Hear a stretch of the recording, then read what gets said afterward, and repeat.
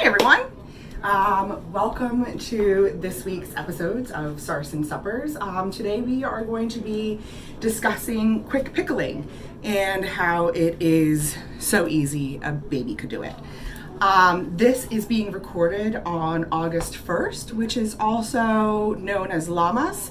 It is a pagan and Christian holiday. Many people forget just how easily both of those are intertwined. And let me just bring this up a little bit. There we go. And what is Lammas? So lam comes from the old Celtic word for bread and mass, for mass. And it is a day when the first of the harvest is celebrated. So typically you would go to your church, or if you have an altar, and bring your bread that you've made the first of the season and give it as an offering for your abundant harvest. Now, wheat is not the only thing that is going to be abundant during this year, and it is going to be all of our regular garden variety vegetables as well. So whether you are a gardener, or you get a CSA, or you have a friend who gardens, or that it's just cheaper this time of year to get ingredients like green beans or peppers or squash, zucchini. We're getting into tomatoes. One of the ways that we can work on preserving those is by pickling. Now, of course, you can always blanch and shock some of those vegetables and put them in the freezer for later usage. You can can them, which is a whole other topic.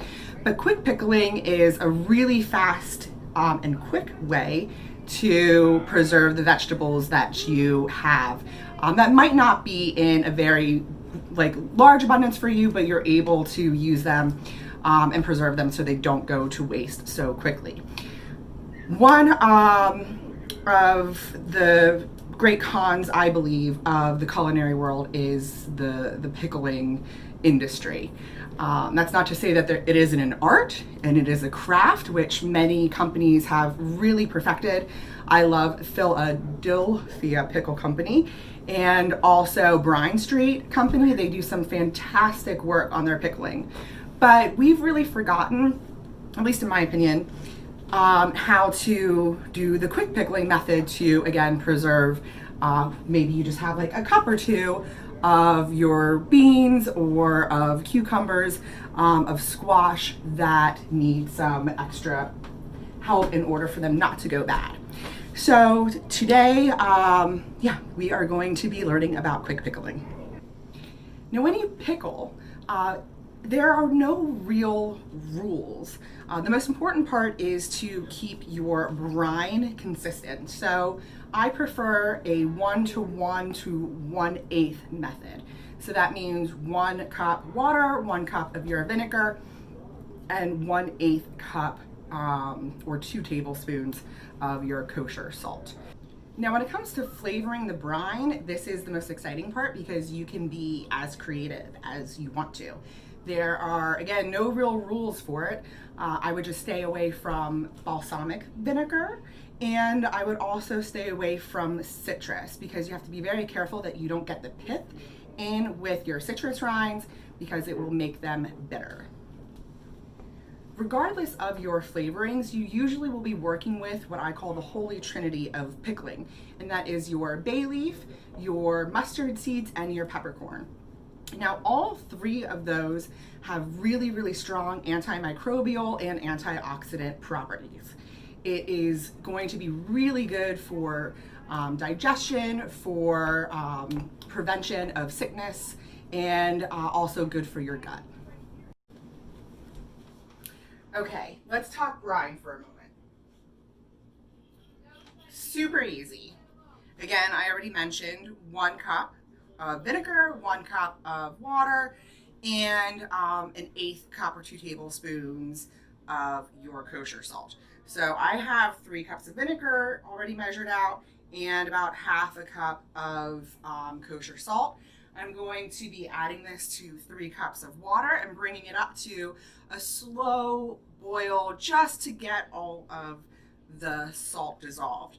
Now, some people, depending on what you're doing, will also want to add sugar. I'm not a big sugar fan at all, so we do not add any sugar really to pickling in the Sarson household.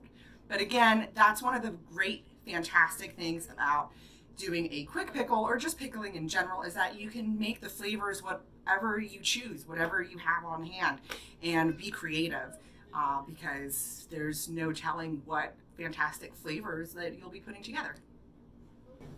Now, earlier today, I said that quick pickling is so easy, a baby could do it. How do you know, Lydia? You don't have kids. Well, that's why I borrowed one. All right, now I said I borrowed a baby, and I did. Let me introduce you to little Jimmy, aka Spud, aka Little Man. Can you wave? Say hi. Say hi. And Mama Mia. Hi. And we are going to show you just how easy quick pickling is. So easy that a baby can do it, right? All right, so we're taking our container. Here's your container. And we have our herbs. We have some fresh dill and sage and oregano, and just put it all in there. Put it in. Go ahead. Put it in the container. Put it in. Perfect. Put this in there too. You got it. Right in. Awesome job. Awesome. And so now, yeah, you know it. You know what's up. We got bay leaves. All right. They're in. And Garlic. that we're going to put in. Can you put the garlic in? Get in there, bud. Right in there. All right. Hi. Hi. We're back. We're back. All right. All right. And so now we have some, I'm going to show them. And then we have some mustard seed and some some whole peppercorns. So put your mustard seed and your whole peppercorns right in there. Dump them in. Oh, Dump the whole container. Dump the whole container. Yep. Yes. All right.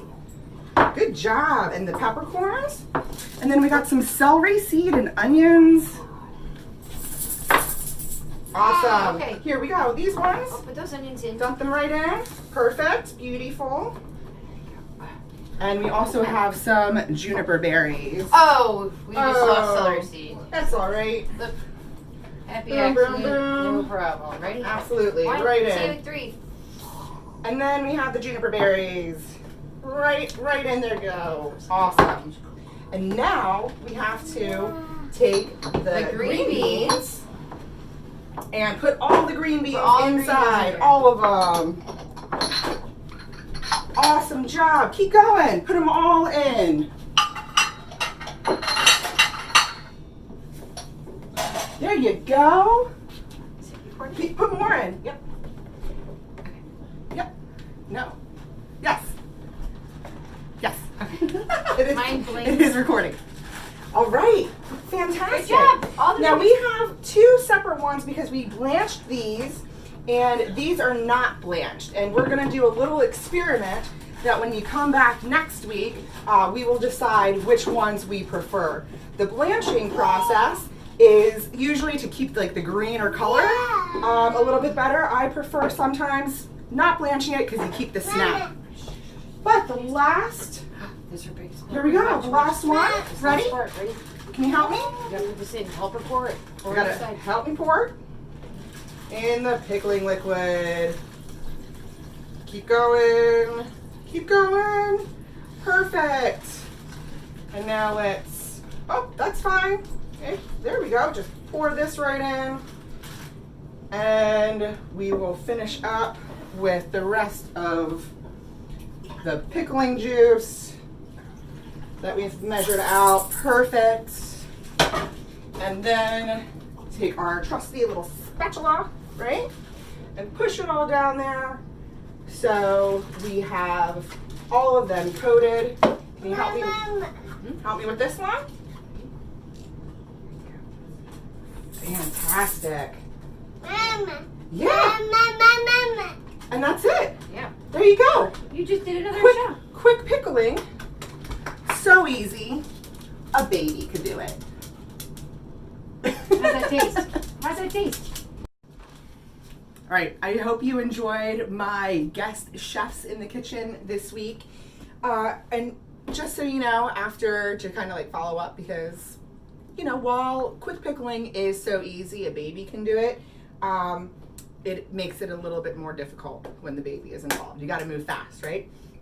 But so we have our dilly herb pickle green beans that are getting ready. All we have to do now is just put the lid on them, put them in the fridge, let them sit for a week, and then they're good to go. And you can do so much with them. So what can you do with your pickled vegetables after they are ready to go? You can add them to salads, you can add them to sandwiches. You can also just keep adding some extra vegetables that you have to the pickle brine to just keep going. At any given time, we'll have, random vegetables in any of our pickles because there's at least 4 different containers in there of something pickling. It's also really good for pre or post workouts. Miss Mia can tell you that every year for the Broad Street Run, when she's there, I will meet her with a flask of pickle juice at the 8th mile. And then like a flask of whiskey at the 10th mile. But the reason for the pickle juice while you're running or the pre or post workout is because it will help keep you hydrated, believe it or not. The salty, briny liquid helps keep all of the nutrients and vitamins in the water that you are sweating out. It helps keep it in so you don't dehydrate as quickly. Now, when you are pickling or doing a quick pickle, because again, you have this abundance of vegetables that are coming in, sometimes you don't always just want to do a plain or herbal type of pickling. You can also do some fun stuff like a stuffed pickled pepper, which is what we're going to be doing next week. However, you do need a little bit of preparation for it. And we are going to be next week pickling or stuffing pickled hot banana peppers, cherry peppers, and sweet banana peppers. In order to prep for it, you have to do one thing.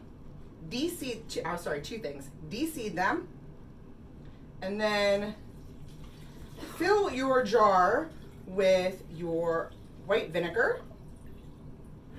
Let's quick make sure that there's enough space in here for those. We'll work on that later. And fill it all up. And that's it.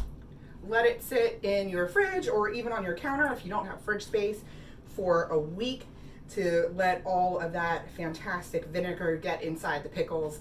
And then we will be doing some prosciutto provolone stuffed peppers. So thank you for joining us on this fun and exciting Sarson Supper episode of Quick Pickling. It's so easy, a baby can do it. All right, thank you, and I hope to see you next time. Bye.